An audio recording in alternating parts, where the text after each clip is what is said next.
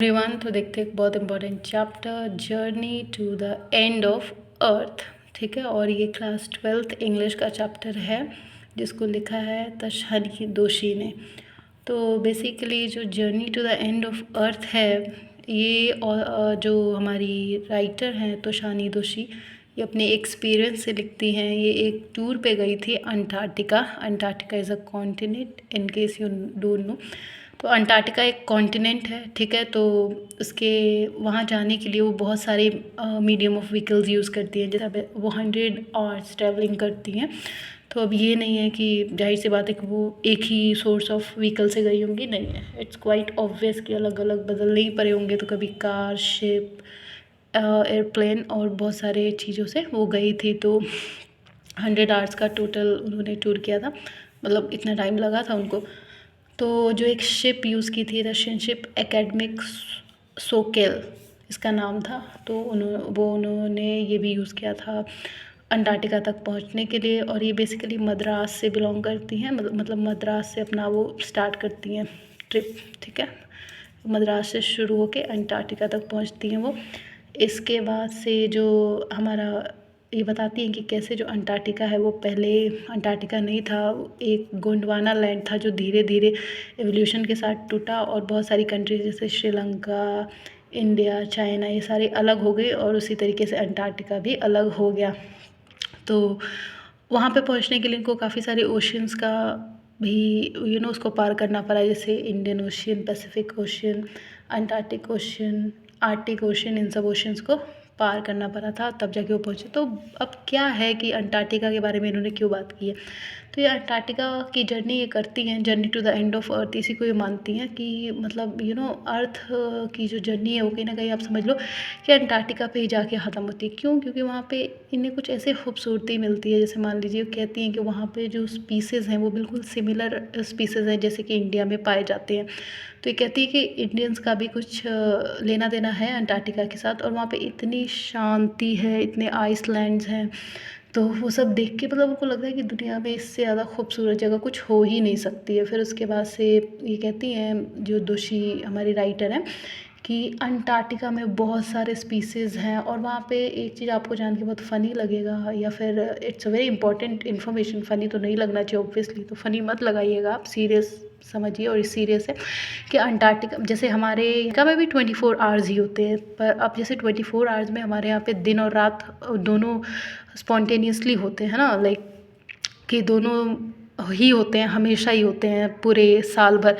पर अंटार्कटिका में ये ख़ास बात है कि वहाँ पे भी 24 आवर्स होते हैं, लेकिन समर्स में हमेशा पूरे 24 घंटे गर्म, मतलब उजाला उजाला, मतलब दिन रहेगा। और ठंड में अंटार्कटिका में क्या होगा कि पूरा 24 घंटे रात होगा, मतलब ठंड में वहाँ दिन नहीं होता और गर्मी में वहाँ पे रात नहीं होती। इसके अलावा जो है वो बताती है कि कैसे अंटार्कटिका में डिफरेंट डिफरेंट कैसे आइस प्लेट्स हुए, जिससे कई बार आवाज़ें आती हैं जैसे स्प्लिट्स होने की। तो जैसे कॉर्डिलेरन फोल्ड्स, एवलेंची, काल्विंग आइस शीट, जब आइस टूटती है वहाँ पे। तो ये सारे कुछ इंपॉर्टेंट पॉइंट्स हैं जो आप अगर आप अपने आंसर में यूज़ करेंगे तो that would be like scoring good marks and catching your marks, right. So use कीजिएगा बेशक, इसमें तो कोई शक नहीं होना चाहिए। तो फिर वो बताती हैं कि कैसे अंटार्कटिका में जैसे आइस हैं वो कितनी खूबसूरत लगते हैं, पूरा स्नो से भर जाता है, मतलब ऐसा लगता है कि it's like a heaven on earth.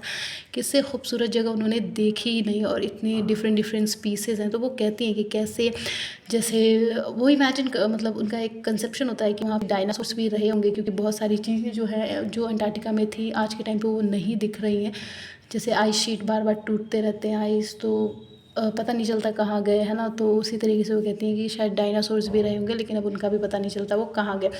और डिफरेंट डिफरेंट स्पीसीज़ भी बहुत सारी गायब हो गई हैं। और वो कहती है कैसे हम ह्यूमंस ने अपने सेटलमेंट के लिए, अपनी ज़रूरत के लिए कितने सारे स्पीसीज़ का जगह भी ले लिया, उनके रिसोर्सेज भी हमने यूज़ कर लिए। तो हम थोड़े मतलबी स्पीसीज़ में से एक हैं, इसमें तो कोई शक है नहीं। इंसान तो होते ही मतलबी हैं, ठीक है। फिर चाहे इमोशन से रिलेटेड हो, चाहे रिसोर्सेज का यूज़ करना हो, human beings are the most you can say largely greedy species on this earth, yeah, and that's a fact for sure. तो फिर जो तोशानी दोषी हैं वो बताती हैं कि कैसे मद्रास से लेके अंटार्कटिका तक का इनका ट्रिप रहा।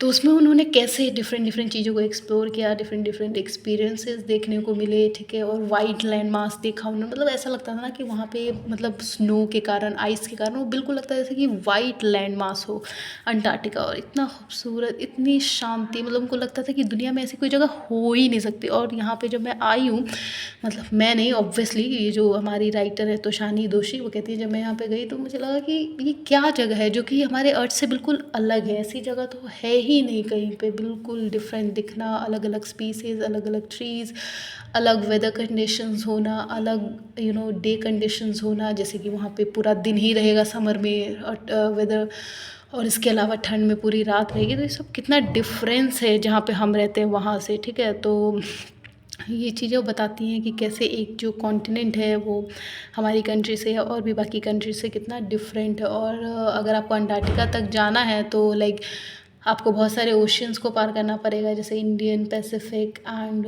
आर्टिक ओशन, ये सबको पार करना पड़ेगा। एंड बहुत सारी, जो जब गोंडवाना लाइन टूटा था तो काफ़ी सारी कंट्रीज़ अलग भी हो गई थी। तो तोशानी दोषी ने journey to the end of earth लिखने का इनका ये भी एक मोटिव है कि आप अंटार्कटिका को as a end of earth मान सकते हैं, क्योंकि जैसे हम लोग अपनी ज़रूरत के हिसाब से हर एक चीज़ को यूज़ कर रहे हैं और उसको ख़त्म करते जा रहे हैं, कितनी सारी स्पीसीज़ को, जैसे डायनासोर्स भी ख़त्म हो गए।